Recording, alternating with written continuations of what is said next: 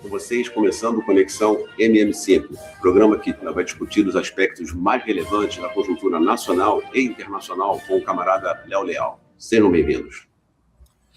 Boa noite, Léo. Estamos aí. Boa noite, André.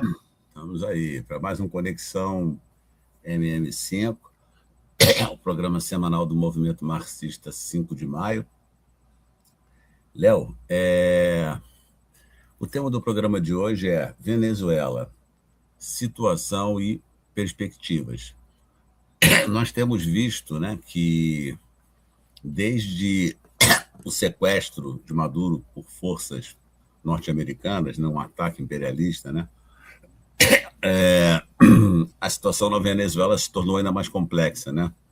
Não só dentro como fora da Venezuela, né? E a gente precisa meio que dar a proposta do programa hoje, a gente já começar a se debruçar de forma mais aprofundada sobre isso, né, Léo? Fazer um escrutínio, uma análise mais, né? E aí eu começaria perguntando, camarada, por onde o camarada vai começar a fazer essa análise e qual é o aspecto que o camarada vai começar destacando dessa conjuntura complexa em que a Venezuela está imersa, sobretudo a partir do sequestro de Maduro. Boa noite mais uma vez, camarada. Boa noite a todos. Boa pergunta. Por onde começar? Foi onde o Lenin escreveu antes do que fazer, né? Por onde começar, Lenin? Tem um livro interessante sobre isso, sobre a formação do partido, como começa, os primeiros passos, etc. Precisa ser recuperado, inclusive na Venezuela, foi bom você lembrar. Mas eu acho que é interessante começar dizendo o que aconteceu no dia 3 de janeiro. O que aconteceu no dia 3 de janeiro? Qual a natureza política dessa agressão, desse sequestro de que foi vítima o presidente Nicolás Maduro e sua companheira, certo? Porque, na realidade, os analistas da classe média e os analistas da burguesia e da grande mídia não querem nem saber para dizer o que é, o que não houve. O que eles querem exatamente é esquecer isso. É esquecer. A esquerda brasileira também, certo? Foi criado um grupo aí, Ato pela Venezuela, até que eu que dei a ideia de criar nós que demos, né, a ideia de criar uma organização junto com a Associação José Martí, aqui no Rio de Janeiro. No Rio de Janeiro. De apoio à Revolução Bolivariana e transformaram aquilo ali numa sala de jogos, por assim dizer, de autopromoção de pequeno burguês e organizações falidas. Mas, voltando, eles não tocam, nem eles, esse povo aí novo, nem a esquerda tradicional. Vamos chamar de esquerda, depois a gente faz uma análise mais detalhada. Mas ninguém, inclusive internacionalmente, viu, André e companheiros, dizem o que é aquilo. Ninguém se arrisca a dizer o que é aquilo, o que houve. Pois é. Porque se você identifica o que houve, você vai ter que dizer o que fazer. Não tem dúvida. E a esquerda, em nível mundial, em nível de Brasil, então, é um desastre ecológico, uma hecatombe, certo? Não sabe o que fazer, certo? Não sabe o que fazer, é uma coisa tragicômica. A situação da esquerda brasileira é tragicômica. Para quem já estudou a história da esquerda, eu me deu o cuidado de estudar isso, nós, do MM5, conhecemos, já fizemos esse debate, já aprofundamos, etc. e tal. Fica espantado, quem conhece, com a situação atual. Certo? Os marxistas dispersos, pouquíssimos. Nós estamos Entre estes, em grupinhos emergentes, pessoas e tal, mas é quase nada. Dentro desse universo aí, desse mar, os marxistas são uma gota d'água, certo? Trotskista e reformista tem que ter vontade, mas não estou falando de marxista, certo? Estou falando de revolucionários que se baseiam, se ancoram em formulações científicas, em propostas científicas, não ideologias marcadas pela presença burguesa e pequena burguesa. Falando marxista, é quase nada, certo? É muito pouco. Então, eles não querem saber, não podem, não está no âmbito de suas preocupações políticas saber o que houve na Venezuela, o que houve dia 3.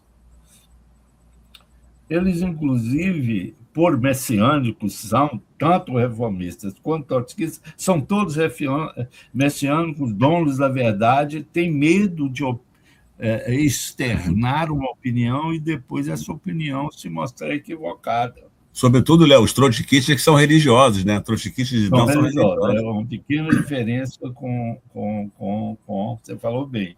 São fanáticos religiosos, pessoas com problemas psíquicos até.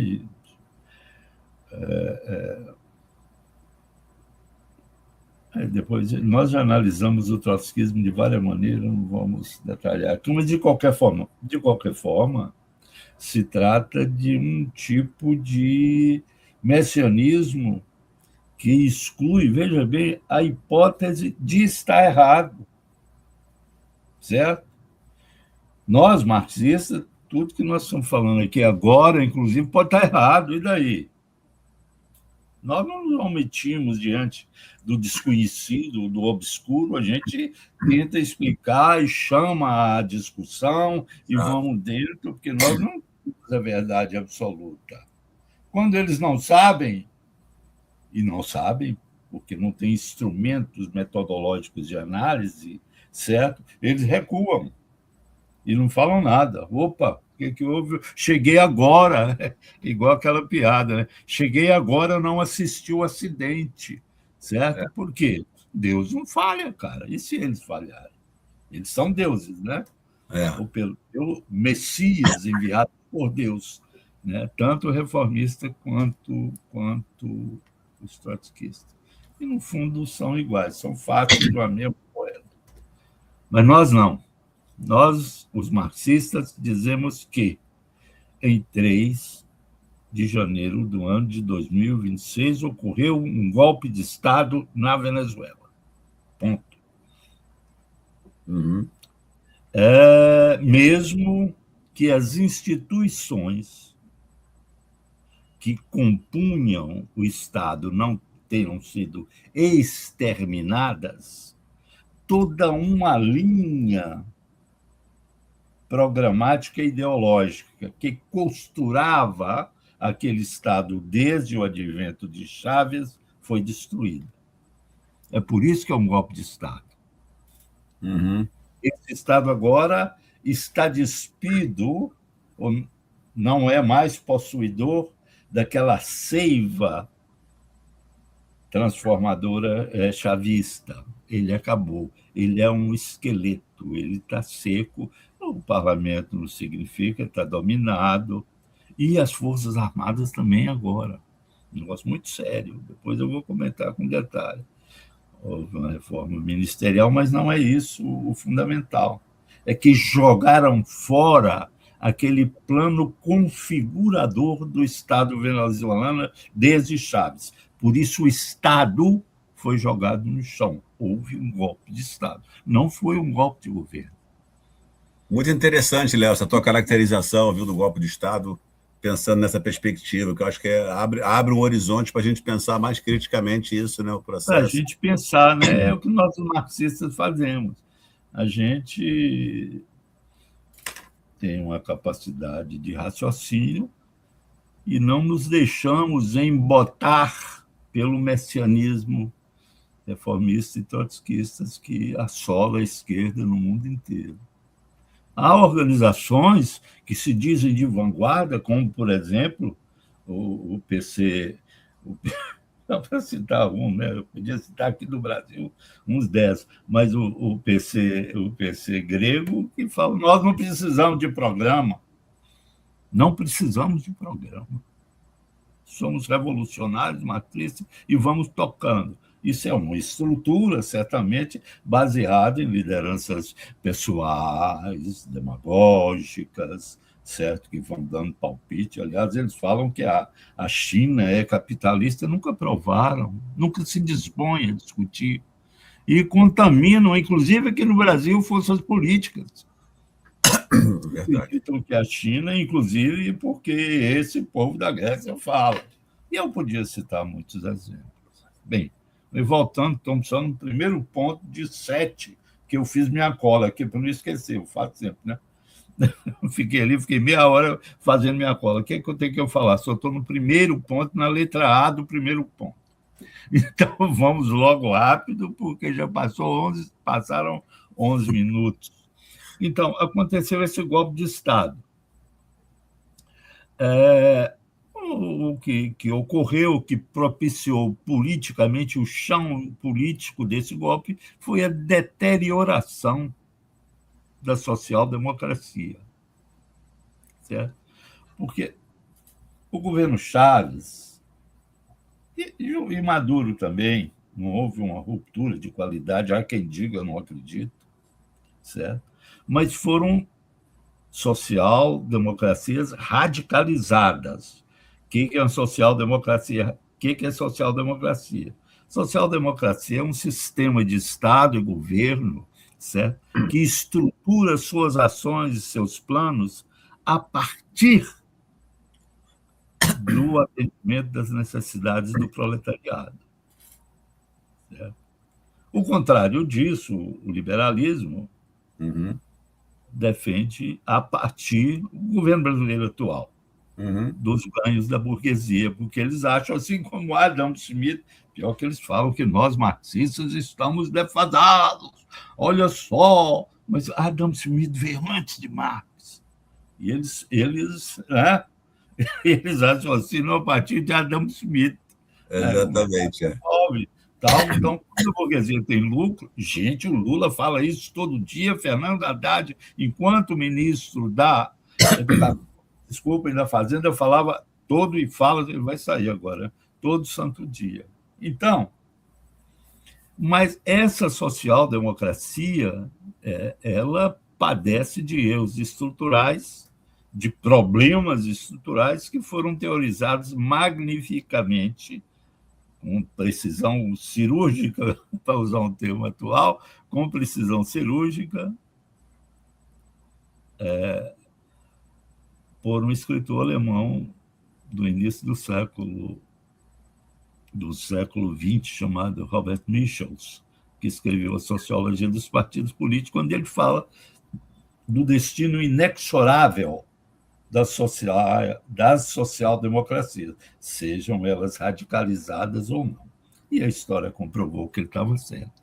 Então, a social-democracia, mesmo a radicalizada, no caso da Venezuela, aí que nós chamamos de bolivarianismo, certo? Ou de chavismo, certo? Ela não avançou para uma radicalização, na linha da radicalização que poderia, e daí nós apoiarmos o Chaves, sempre, desembocar num cenário conjuntural que resultasse em uma revolução proletária, certo? Porque a social-democracia mantém as instituições políticas, veja bem, do Estado, mas tem uma política econômica diferenciada do liberalismo, do capitalismo liberal. Mas então o que aconteceu foi isso. Um golpe de Estado contra essa debilitada já social-democracia, porque não se aprofundou. Nesse quadro das crises, ocorrem cisões. Alguém quer radicalizar outros lá dentro, né? correntes, várias correntes, várias. Dentro, no caso lá do PSUV, que era o partido dessa Revolução Bolivariana. Sim, nesse caso, ganhou a ala liberal, certo? E excluiu, certo, uma ala que queria manter fidelidade aos princípios chavistas, que seria a ala do Maduro. Aliás, o Maduro chamou e fez reuniões, eu acho que foi na República Dominicana, se eu não estou misturando as coisas, chamando Maduro à cooptação. Maduro falou não é. Depois disso, podemos lembrar a data disso agora, estamos na correria. Mas então, Maduro disse não, certo? Nesse quadro, essa ala, à direita do Maduro, capitaneada pelos irmãos Rodrigues, certo? Essa ala tomou o poder. E foi conivente, há evidências indiscutíveis, foi conivente com o sequestro operado, mas realizado sozinho, não, operado pelos Estados Unidos, sequestro do presidente Nicolás Maduro e sua companheira Cília, que também era deputada, certo? Uhum. Enfim, é disso que se trata. Então, essa deterioração formou uma ala à direita que esqueceu social-democracia e se transformou, certo? Num governo e em um Estado tipicamente liberal.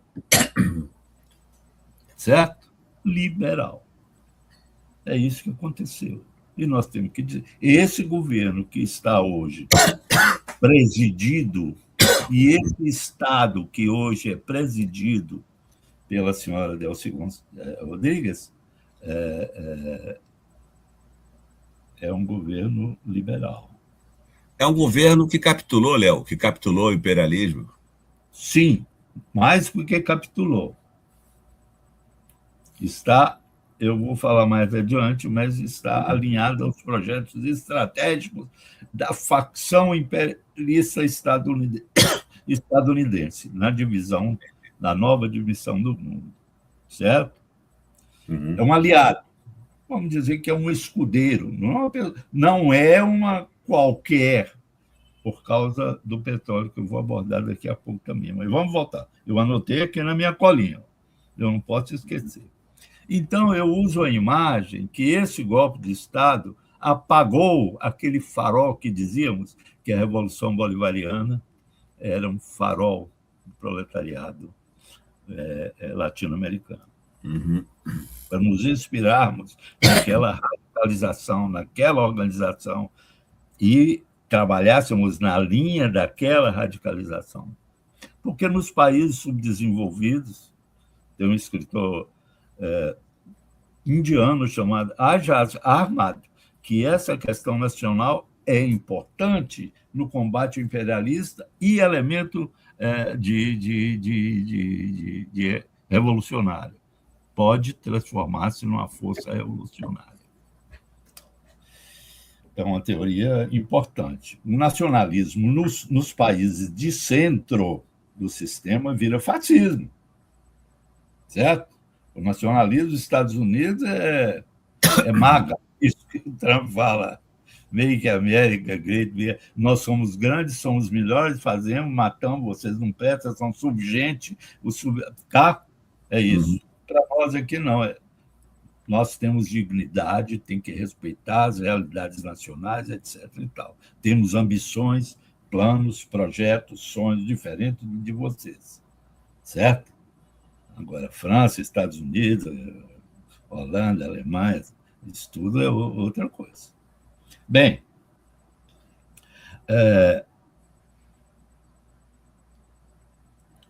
na realidade, os novos dirigentes, personificados nos irmãos Rodrigues, que são o presidente da Assembleia Nacional, lá é unicameral, o Poder Legislativo, né, federal. Uhum. O presidente da Assembleia Nacional e a presidente da República, são irmãos, os famosos irmãos Rodrigues. Uhum. Eles estão acomodados, estruturados, certo? Não como uma força auxiliar, aí nós temos que ter isso muito claro, certo? Como uma ponta de lança do imperialismo na América Latina. Vamos deixar isso claro? Uhum. Vamos deixar isso claro. Eles, inclusive, já, certo? Servem de exemplo para o que o Trump já anunciou que quer fazer com Cuba. Não sei se em Cuba, eu acho que não, eles terão o sucesso que tiveram. Não, já conhecia a realidade cubana, até escrevi um livro sobre a realidade cubana, mas atualmente confesso que eu estou desinformado da conjuntura da luta de classes interna em Cuba. Não tem como a gente chegar. Ninguém publica nada que presta, e só sai coisa de pequeno burguês e dos imperialistas. Mas eu duvido que eles encontrariam que Trump encontraria a mesma facilidade que encontrou de aliados internos na linha de uma opção estratégica. Porque não adianta só você comprar um aliado ou coisa, subornar a quem quer que seja. Adianta você ter alguém que vai manter aquilo, certo? A Trump interessa muito mais a Delcy do que a Maria Corina. Trump, já falou, eu vou voltar a isso, certo? A Maria Corina tem bases. Bem, o processo, então, da Revolução Bolivariana foi interrompido. Nesse sentido, nós podemos falar que, desgraçadamente, a Revolução Bolivariana morreu. Veja a gravidade com que isso está sendo dito. A Revolução... É mesmo, Léo. É uma gravidade imensa, imensa. La Revolución Bolivariana é falecido. Se acabou.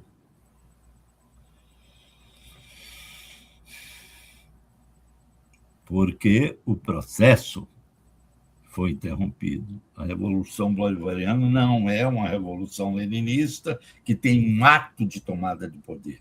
A diferença é isso. Por isso nós não chamamos rigorosamente de Revolução Bolivariana. Processo revolucionário, é o nome que ele dá, mas eu chamo de processo bolivariano. Foi interrompido. Voltar a ser igual eu diria, pode haver. Vamos admitir a hipótese, enquanto hipótese é viável, que haja um contragolpe agora. Isso tem que acontecer em 1 mês ou 2. E reponha a linha madurista no poder. Tire a linha rodriguista, certo? Exclua do poder o rodriguismo, e reponha o madurismo, mesmo que não seja pessoalmente o Maduro, certo? Mesmo que não seja. Tem muita gente lá que é madurista e gente qualificada. Não vou citar nome para não... Você entendeu? Então, nesse quadro, pode haver, não vou descartar, um contragolpe, mas é pouco provável. Por quê?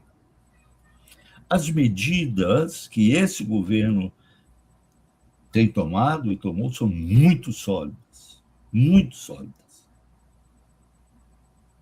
Eu vou citar só 3, melhor dizendo. Primeiro foi a lei dos chamados hidrocarburos, que entrega petróleo.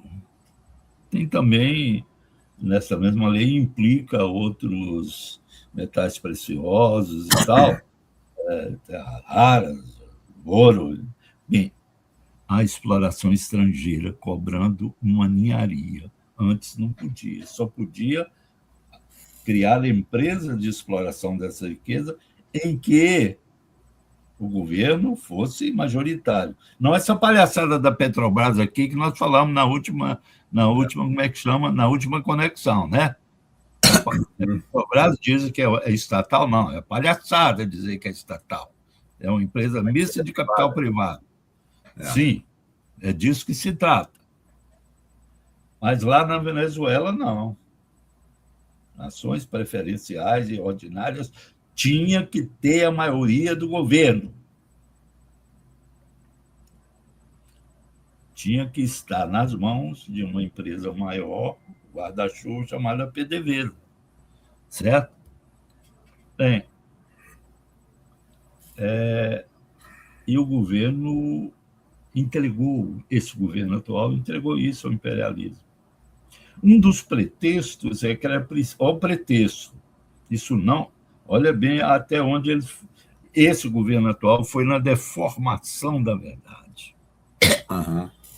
Agora, nós queremos que essa riqueza que está debaixo da terra, improdutiva, se torne produtiva em favor dos trabalhadores venezuelanos. No momento em que é dado o golpe, a Venezuela estava produzindo alguma coisa como 800, 700, 800 mil barris dia. No tempo de Chávez, antes de todos os boicotes chegarem a um ponto de insustentabilidade, até de roubo, boicote do imperialismo, roubaram 10 bilhões, só isso. Bilhões de dólares em ouro que a Venezuela tinha depositado no Banco Central da Inglaterra. Só para falar. Sabotagem das ações, sabotagem como é que fala aquilo? Leilões, sabotagem da moeda, de toda a natureza, sabotagem até a importação de remédios, matando gente, diabo. Mas antes, a Venezuela proibia 3.200.000 barris por dia. Antes de 2014. Eu estive na Venezuela, havia fartura, ninguém passava fome. Eu estive na Venezuela antes disso, quando a Venezuela produzia esses 3.200.000 barris, na mão da PDVSA, da estatal PDVSA. Aí se criaram programas fantásticos, programas sociais fantásticos, de peso, como o Barrio Adentro, que, aliás, foi criado por um quadro que foi, como é que chama? Cônsul da Venezuela aqui no Rio de Janeiro, Edgar Gonçalves, ele que inventou realmente, ele que criou e coordenou a implantação desse programa, Barrio Adentro, que era um sistema de saúde articulado com primeiro socorro, depois internação, operação de algo, tudo de graça, com agentes que visitavam a casa. Eu fui numa unidade de bairro dentro, em várias, conheci, vi com as mãos, vi com os olhos. Ninguém me falou. Como vi também o programa habitacional fantástico. Prédios em bairros de classe média alta, certo? Apartamento, enfim, tudo com a renda desse petróleo. 3.200.000 barris por dia que se precisa. Bem, isso foi interrompido. Então, não venha dizer que agora entregou para o americano explorar, que agora vai produzir. Não é por isso, não. Não é por isso, não. A ideia é entregar. Entendi. Se deixou de produzir, foi por interferência e sabotagem de várias maneiras. Eu não vou entrar em detalhe, certo? Sabotagem petroleira ficou famosa dos Estados Unidos, certo? E agora vem os irmãos Rodrigues e dizem que agora vai produzir entregando a produção de graça total, dando 30% antes. Olha aí, olha que coisa horrível. E o dinheiro é gerenciado pelos Estados Unidos através de uma conta no Catar. Dá quando o Trump acorda de bom humor, toma aqui para vocês um dinheirinho para comprar um picolé. Pois é. É disso que se trata que eles estão fazendo, certo? Então, nós não temos medo de dizer isso, não. Se estivermos errados, se estávamos errados. Mas estamos enfrentando o problema. Estamos dizendo que é o que nós consideramos que é, não num chute irresponsável, mas em cima da realidade. Soltaram fascistas presos? Fascistas, golpistas, soltaram a tal anistia deles. Isso é prova. E estão agindo na linha de todo, até fascista, olha só. Há poucos dias, a seleção de beisebol, o beisebol como é que chama, na Venezuela, eu acho que até mais, empolga mais as multidões do que o futebol aqui no Brasil. É uma coisa, eles são loucos com beisebol lá, loucos com beisebol. Tem 2 times, tem em Caracas que polarizam mais que Vasco e Flamengo, mais. Não pode ouvir falar do outro. Bem, é uma rivalidade importante em algumas cidades, outras têm times, mas... E eles têm fama de serem bons nesse negócio. Tanto é que ganharam o campeonato mundial. Venezuela é campeão mundial atualmente. Há 3 ou 4 dias.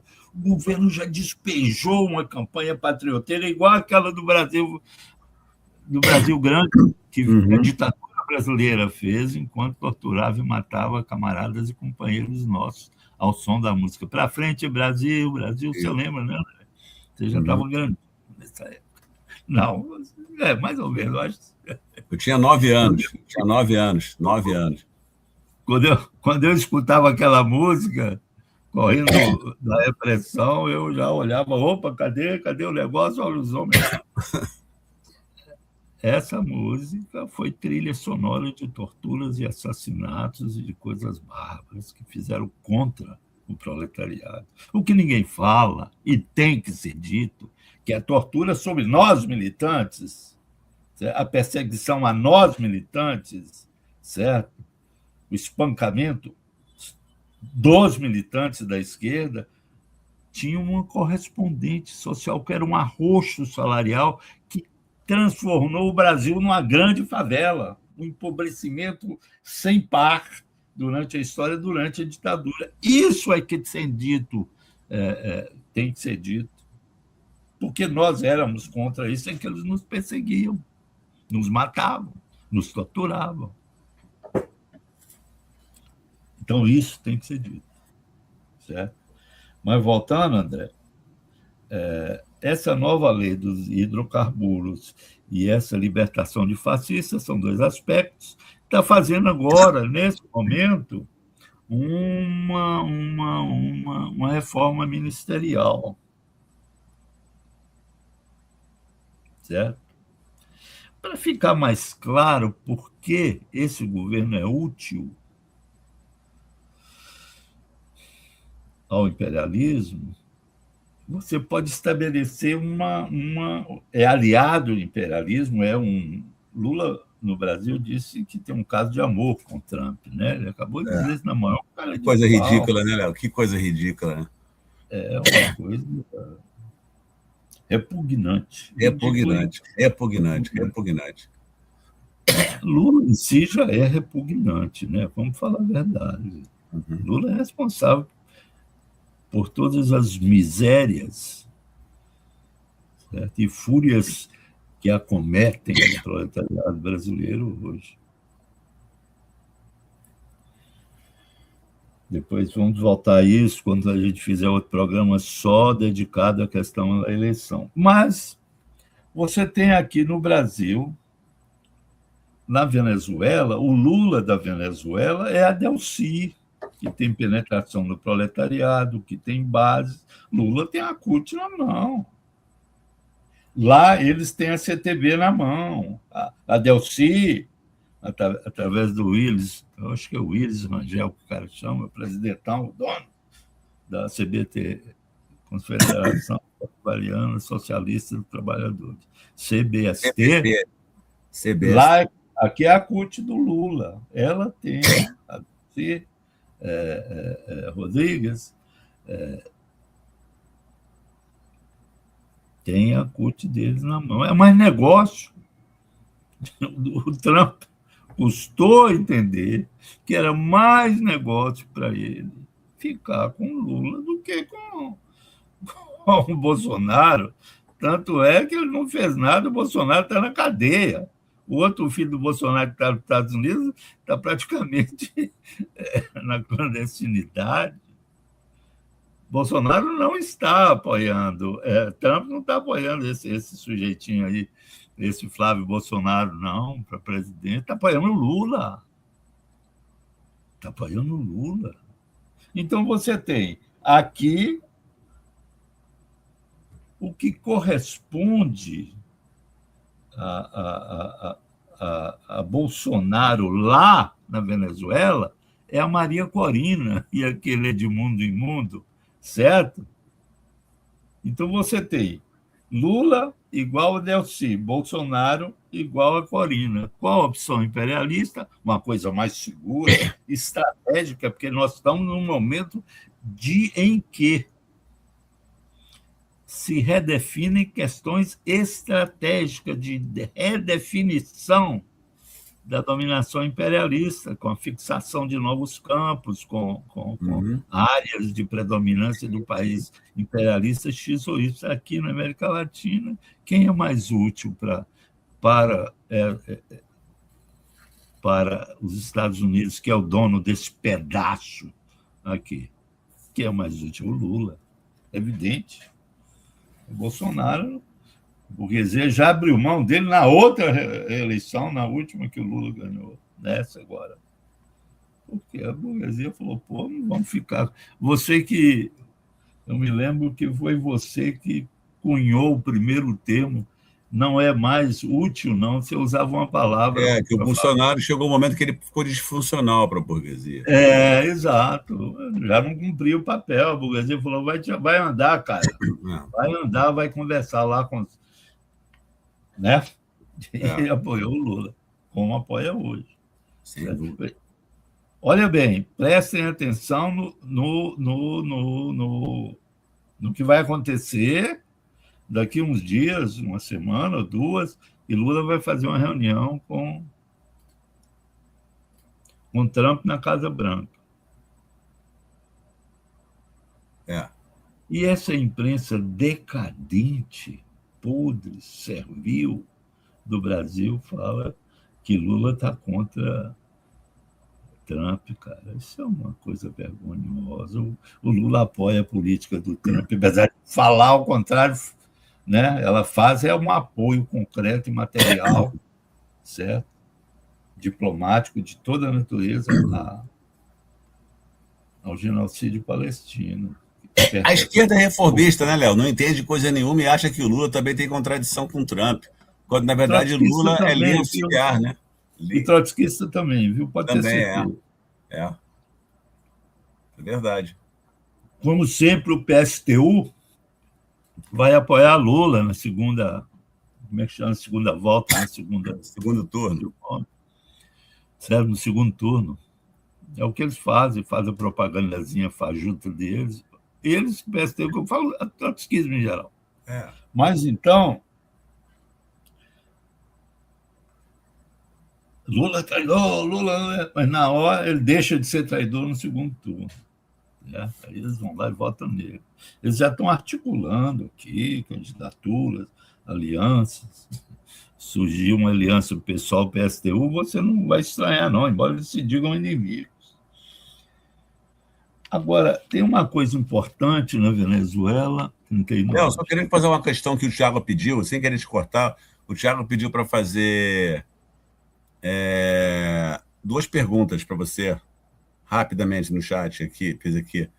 Primeiro, assim, se as reações da China frente ao avanço do imperialismo dos Estados Unidos na Venezuela e Oriente Médio, não estão tímidas demais. tímidas demais.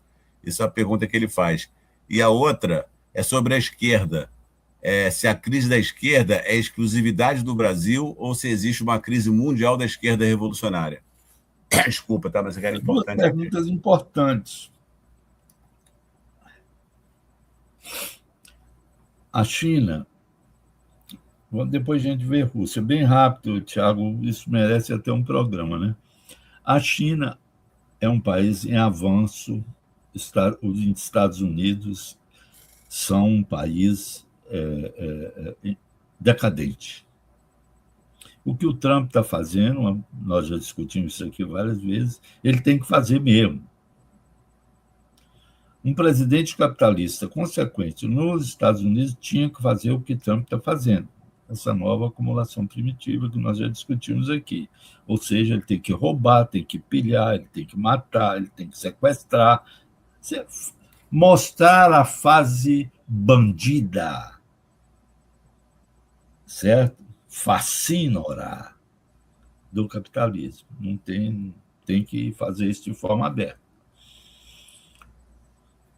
Substituir em certos lugares a escravidão assalariada pela escravidão aberta. Enfim, a China não interessa uma guerra aberta agora. A China interessa preservar, certo? Espaços muito conquistados, muito bem conquistados do ponto de vista estratégico e econômico. A China foi derrotada agora na Venezuela. Tinha contratos assim, fantásticos com a Venezuela. Uma das causas do golpe, veja bem, não estou inventando, analistas internacionais, onde é que fica? New York Times, analistas internacionais qualificados, coisa que não existe no Brasil, você tem que ir na imprensa estrangeira, dizem que uma das razões do golpe na Venezuela foi brecar a influência e a entrada da China na América Latina. E tem uma lógica terrível. A China foi derrotada. Não interessa um choque direto da China com os Estados Unidos. O que poderia fazer, certo? Hipoteticamente, era fornecer armamentos que atingissem os Estados Unidos, atingissem Miami, etc. Não interessa. É isso, Tiago, não interessa. A China tem que ficar numa expectativa de suportar tecnologicamente, certo? Segmentos internacionais que estejam contra o imperialismo. O que está acontecendo? A China está ajudando muito o Irã. A Rússia está ajudando muito o Irã. Na Venezuela, China e Rússia não podem fazer nada a curto prazo. Essa é a realidade. Não tem como. Não está em suas fronteiras para deslocar armamentos, armadas para cá, ou coisa que o vale é abrir uma guerra que é tudo que o americano quer, ele está decadente, certo? E precisa criar uma guerra mundial para reinventar a sua economia e remobilizar a sua economia. Isso está no capital. Marx fala, por que as guerras? Para quê? Para destruir e reativar a aplicação do capital, para criar coisa. O capital só existe enquanto o capital jogado na produção. Você destrói casas, fábricas e tudo, e depois os capitais. Esse é capitalismo. Isso. Capitalismo não é tesouro de pirata que fica guardado. Tá? Só os trotskistas, Léo, só os trotskistas que não entendem que esse processo de destruição de forças produtivas e de mercadorias é que cria as condições para o novo ciclo de acumulação, né? Exatamente. Não entendem nada disso, eles não entendem isso. Preciso. Eles não entendem isso e não entendem outras coisas, inclusive nada. Nada. Eles não entendem também nada. Mas eles e os reformistas amigos deles, né? Essa semana eu vi aí uns reformistas falando que vão apoiar o PSTU nas próximas eleições. Olha para você ver. Isso ninguém me contou, hein? Eu vi. Mas, então,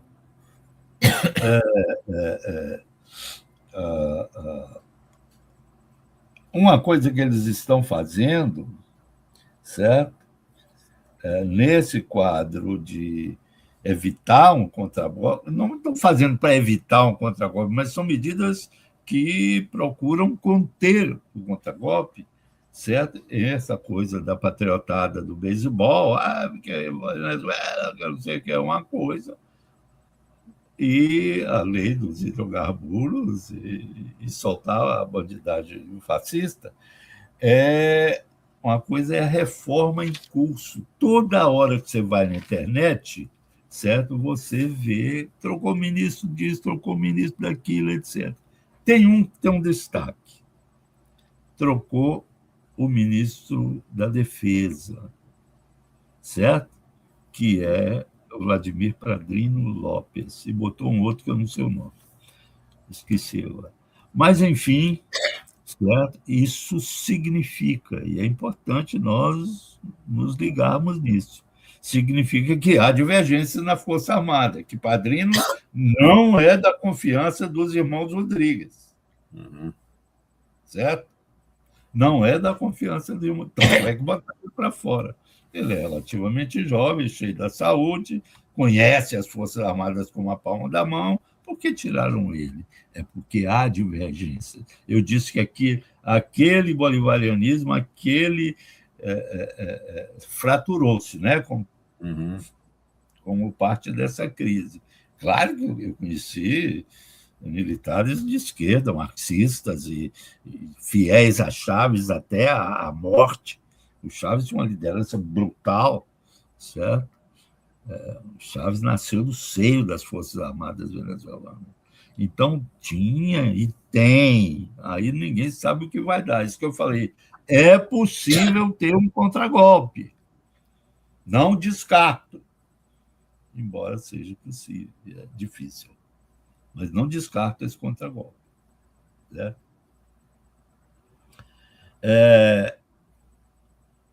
Teve um fato também, eu até conheci pessoalmente, o novo ministro das Comunicações, o Pérez Pereira.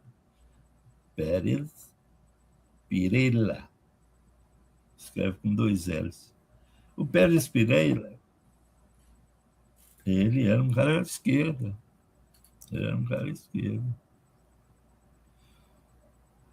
Inclusive, fui convidado para fazer uma palestra lá no lugar pela esposa dele, também de esquerda, muito comunista, marxista, e ele foi cooptado. Ele que está gerenciando essa campanha de Venezuela campeã, que são maiores que os Estados Unidos, e tem gente de cara do PRT que entrou nessa. Até da esquerda lá, que entrou nessa. Ganhamos sim, vamos ganhar, a luta de classe também não vai. Falaram isso aqui no Brasil. Isso vai levantar o ânimo das matas, pelo contrário.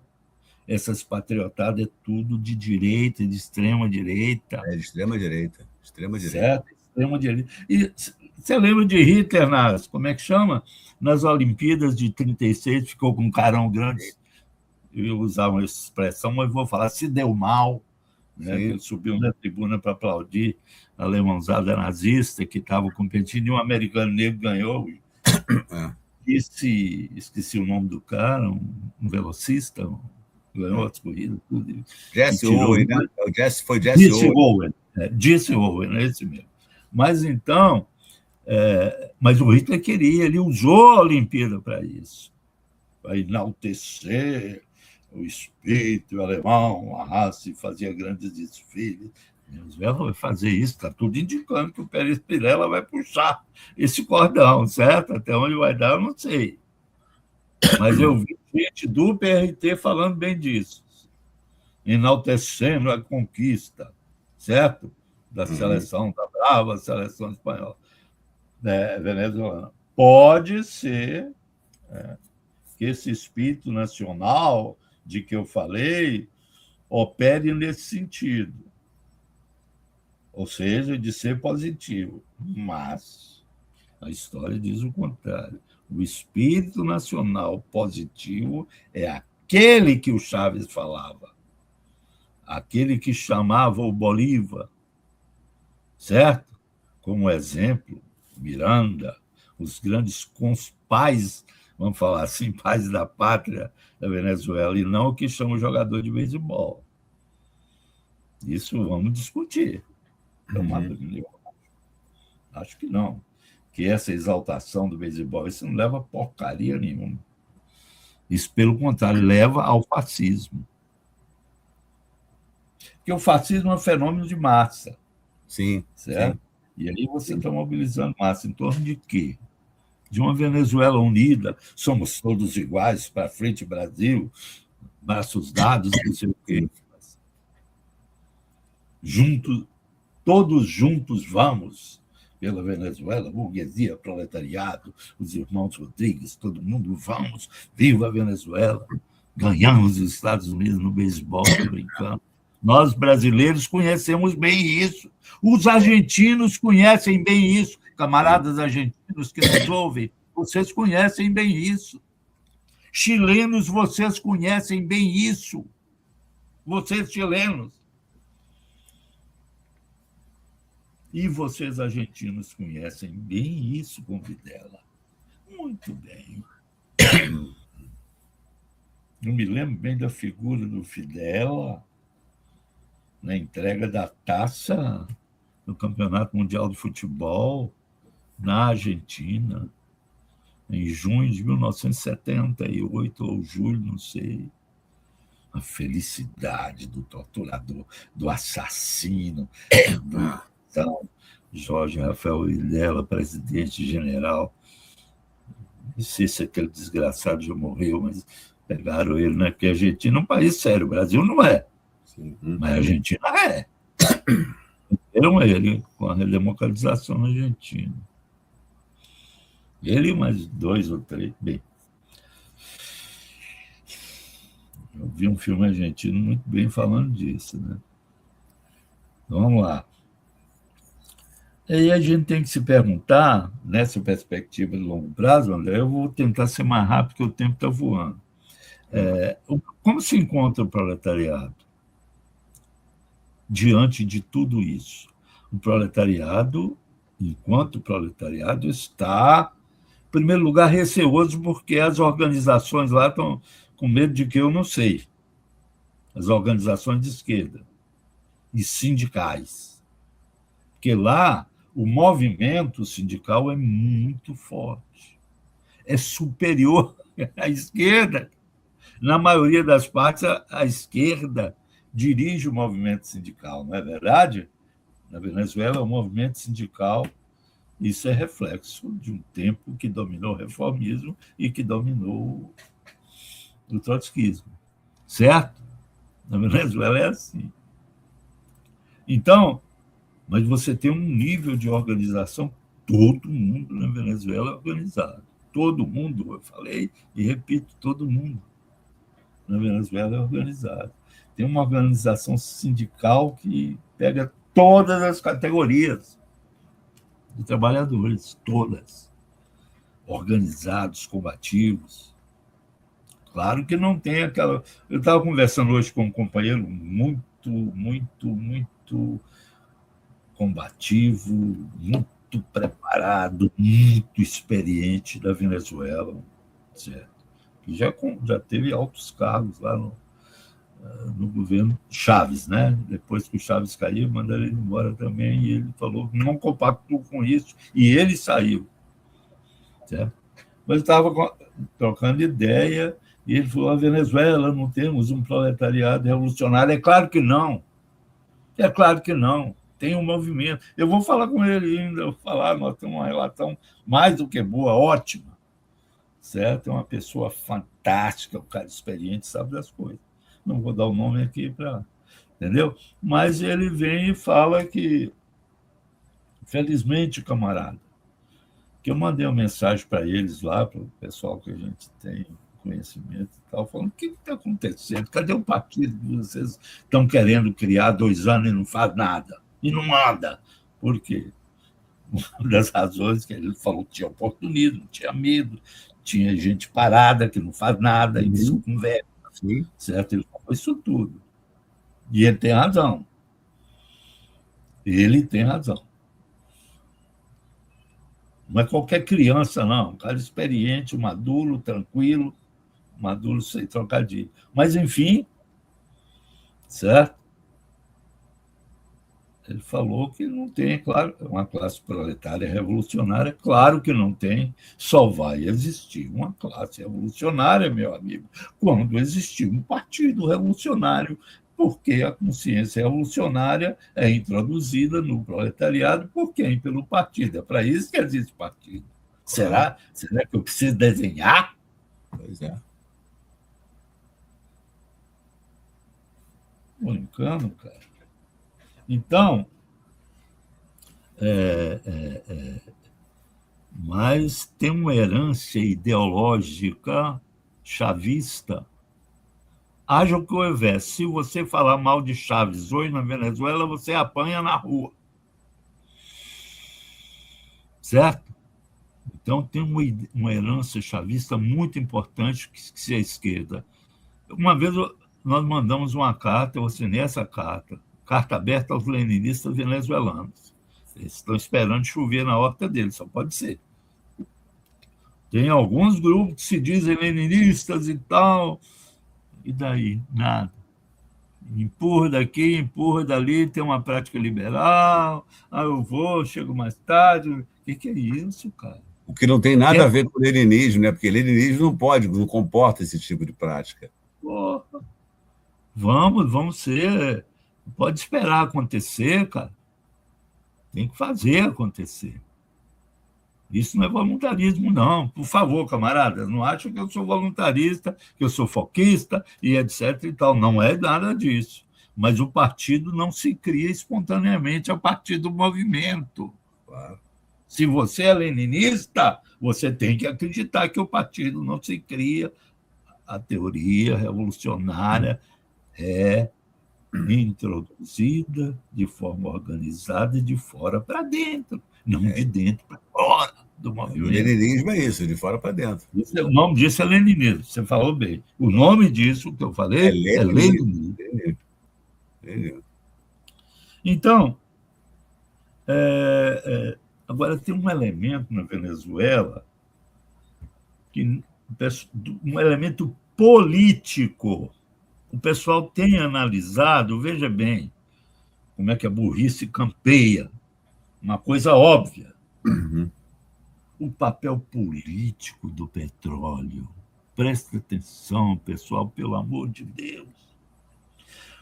O petróleo tem um poder de catalisar contradições de classe, que ele expõe a face aberta da exploração e do imperialismo. Isso é verdade. Como agora.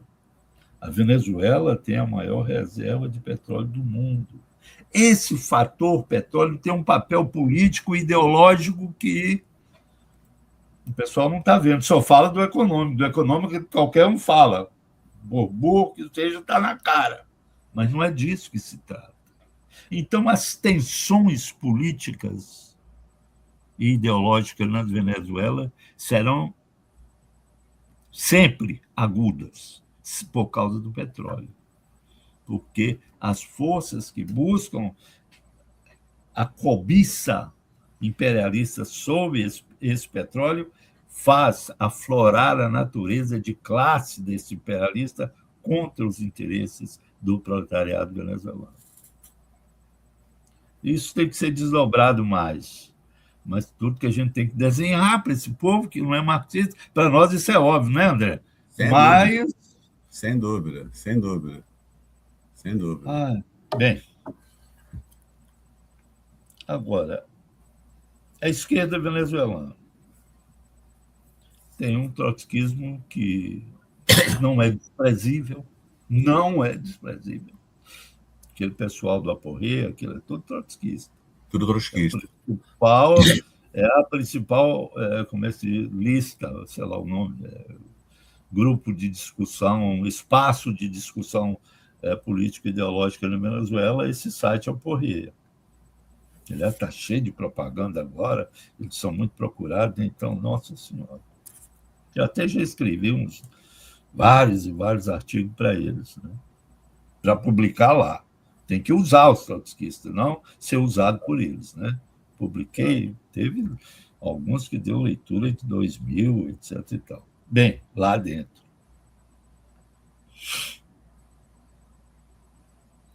Mas... E o reformismo domina a maior parte da esquerda. Tem uma parte significativa trotskista e tem uma parte majoritária, amplamente majoritária, que está no PSUV, que é reformista.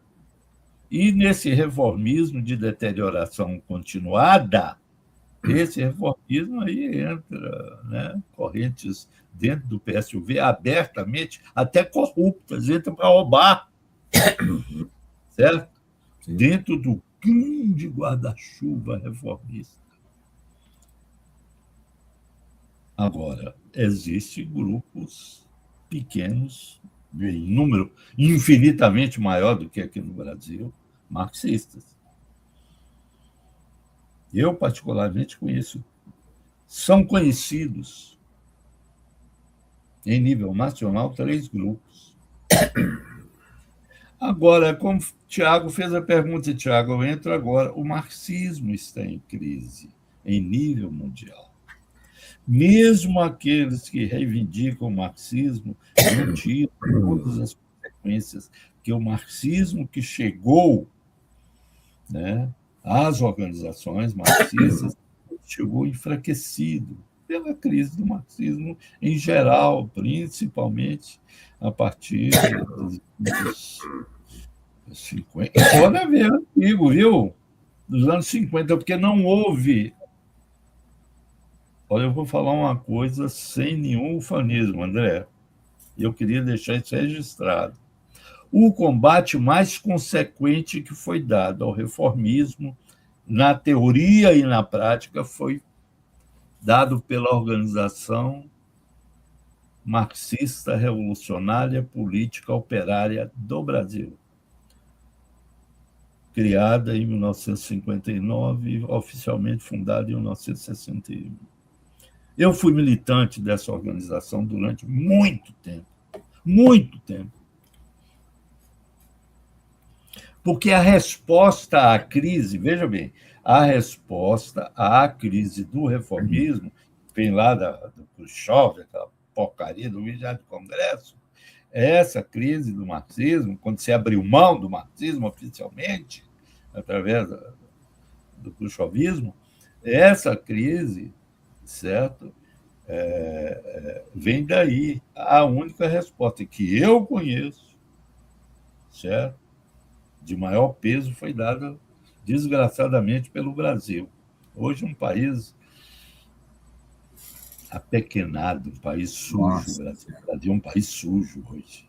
Uma classe média indecente, de 50 milhões de pessoas, de oportunistas, de vigarista, punguista. Escravagistas e fascistas. E tem um pezinato também brabo que domina as favelas e tal, e que entra, e tem um pezinato burguês muito grande, agora tem escândalo de banco, e todo dia tem um, tal, e escândalo, o filho do Lula de escândalo e tudo. Enfim, o Brasil hoje é um país apodrecido. Acho que tem volta por si, não. No quadro de uma revolução mundial, sim, mas por si, não. Então, a função dos marxistas aqui no Brasil é fundamentalmente existir, quanto tal. Em certo sentido, então, né, Léo? Em certo sentido, só um comentário rápido, eu sei que já estamos estourando o tempo, não tem como não falar, Léo, mas em certo sentido, guardadas as especificidades, o Brasil guarda muitas características comuns à Índia, né? Como país apodrecido ideologicamente, né? Ao mesmo tempo, o modelo da classe média e das elites no Brasil é transformar o Brasil numa espécie de miniatura de Estados Unidos em miniatura, né? Só essa observação aqui. Não, é verdade isso, e com algumas pequenas diferenças, que a classe média brasileira... O Brasil tem 1 milhão, vamos dizer, 1 bilhão de habitantes. Proporcionalmente, tem uma classe média consumista com alto poder de consumo muito maior que o da Índia. Muito maior. Entendi. Então, é dominado por esse consumismo, mas que na Índia tem a questão da religião. No Brasil, além desse consumismo, está chegando a questão do evangelismo, né? E aí Junta a fome com a vontade de comer, né? Se junta a peste com a epidemia. Mas voltando, só para concluir, aquilo que o Tiago pergunta é uma crise mundial. É uma crise mundial.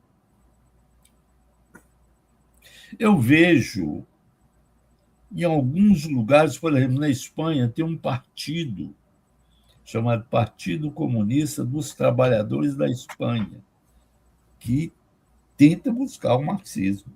Tá? Busca, eu vi publicações deles muito importantes. Mas um país, digamos, como a Argentina tem um MIR lá no Chile, né? Agora falando do Chile. Na Argentina eu não conheço o Partido Marxista, mas no Chile o MIR reivindica o marxismo, mas o MIR também está lutando, né? Os trancos e barrancos. A esquerda mundial, Tiago, a crise é mundial. Não é só brasileira, não. Você perguntou da crise do marxismo, certo? Agora, dada essa situação estrutural da Venezuela, eu acho que uma nova volta na luta de classes, que vai depender muito da situação internacional, certo? Muito. Essa derrota dos Estados Unidos agora no Irã, muito importante, certo? Pode fazer ressurgir com força insuspeita, certo? Um vulcão adormecido em que os irmãos Rodrigues transformaram a Venezuela. A Venezuela era com Chávez, era um vulcão, certo? Efervescente, com todo o combate que sofreu a partir da morte do Chávez. Ficou aí no vulcão, saindo fumaça e de vez em quando com alguma explosão. Com a crise do imperialismo, tomou mais dimensão, dada a formação de uma aliança estratégica com China e Rússia, tomou força, veja bem. Mas cresceu nesse quadro, certo?